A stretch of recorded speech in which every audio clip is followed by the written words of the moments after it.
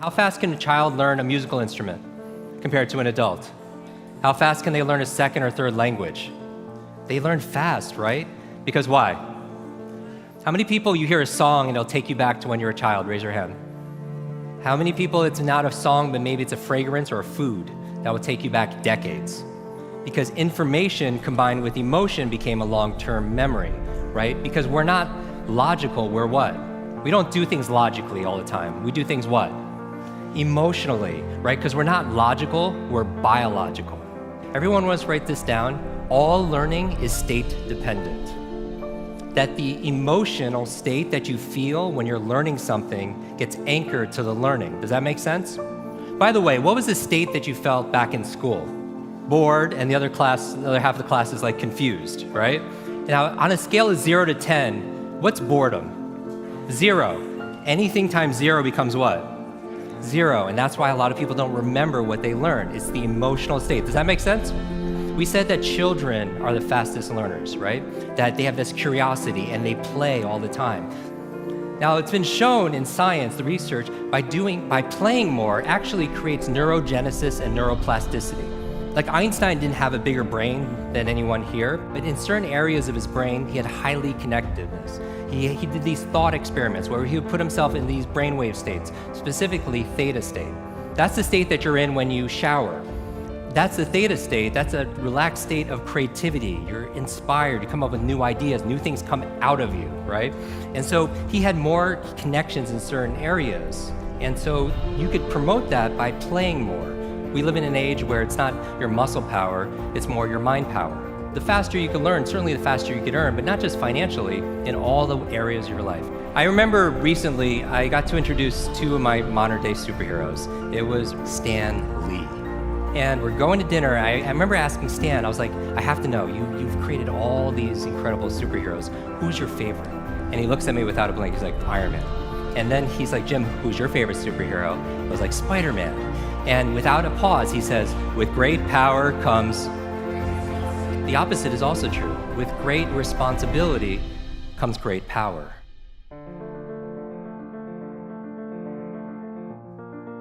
When you take responsibility for something, you have great power to what?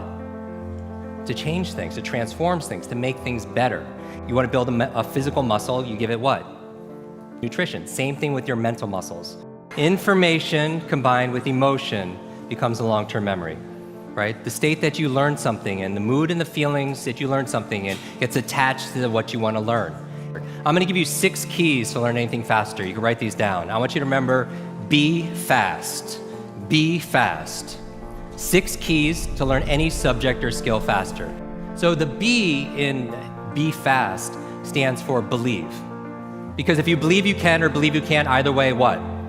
Either way, you're right. All behavior is belief driven. How many people here talking about memory? Because memory, forgetting is a state.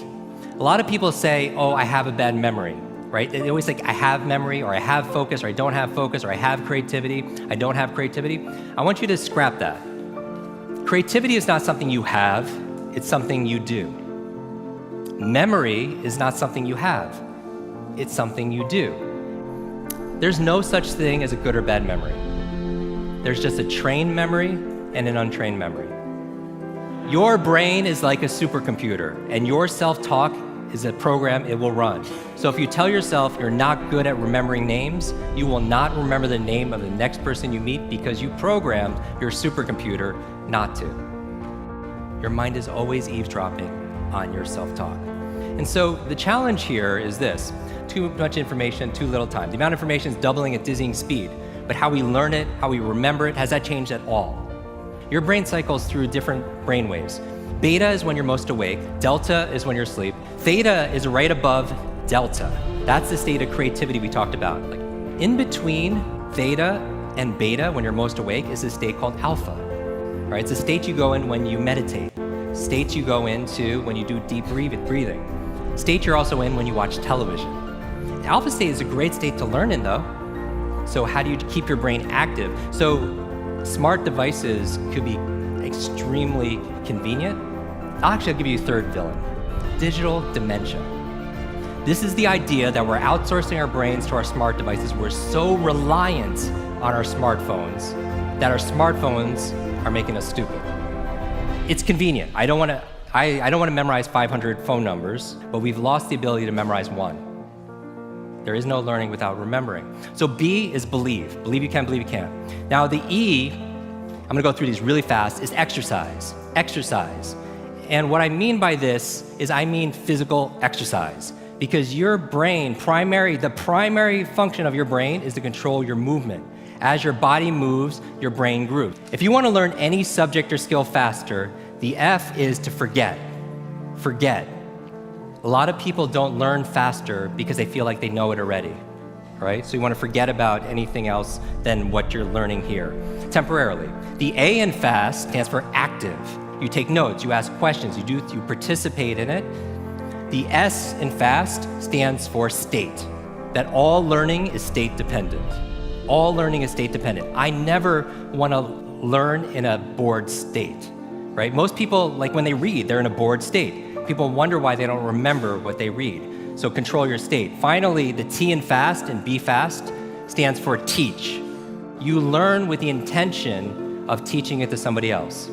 If you had to teach this to somebody when you got back home, your team, your family, your friends, would you learn it differently, right? So you learn with the intention of teaching to somebody else. Because when you teach something, you get to learn it twice. Let me close with this. When I got home, there was a package waiting for me. I opened up. I don't know if you could put the slide on, please. I opened it up and there's this photograph. There's a photograph of me and the entire cast of X-Men. And even better than Halle Berry and Jennifer Lawrence and everything that's on there was the note from the chairman. It said this: Jim, thank you so much for sharing your superpowers with all of us. I know you've been looking for your superhero school since you were a kid. Here's your class photo. So my question for you is this: if you could go back to that child inside of you, that younger self, and right now tell them something that they need to hear, what would that be? And if you were to go in the future, 1 year, 2 years, 5 years, 10 years ahead in the future, I believe you have wisdom inside of you. I believe you have greatness inside of you. If you were to project 10 years ahead of time and look back on this day right now, what does your current self need to hear from your future self? I have a quote that I get quoted on more than anything else. It talks about an egg and stress, that your egg is like your life, that if an egg is broken by an outside force, life ends. But if it's broken by an inside force, life begins. And all great things begin on the inside. Thank you very much.